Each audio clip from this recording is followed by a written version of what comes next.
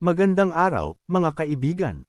Sa video natin ngayon ay ipapakita ko sa inyo ang isang napakagandang area sa Barangay Ilomaves. Ang lugar na ito ay kilala bilang RG Pad. Ang RG Pad ay isang paboritong pasyalan na dinadayo ng mga tao mula sa iba't ibang barangay at maging sa iba't ibang lungsod. Kilala ang RG Pad sa napakagandang tanawin nito dahil matatagpuan ito sa tuktok mismo ng bundok. Dito ay tunay mong malalasap ang sariwa at malamig na hangin na nakakapagpahinga ng isip at katawan.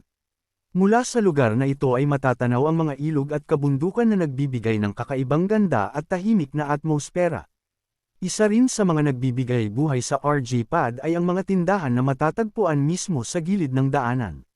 Dito madalas humihinto ang mga bisita upang magpahinga, bumili ng pagkain, at magpa-picture habang tinatamasa ang preskong hangin at napakagandang tanawin.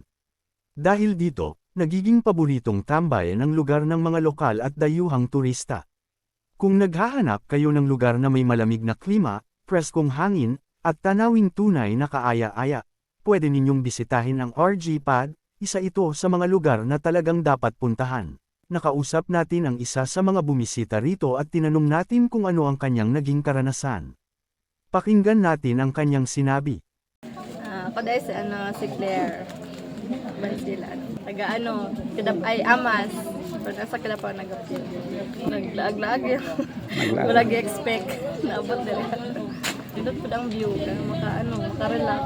Nindot siya ya kay maka-relax ang view.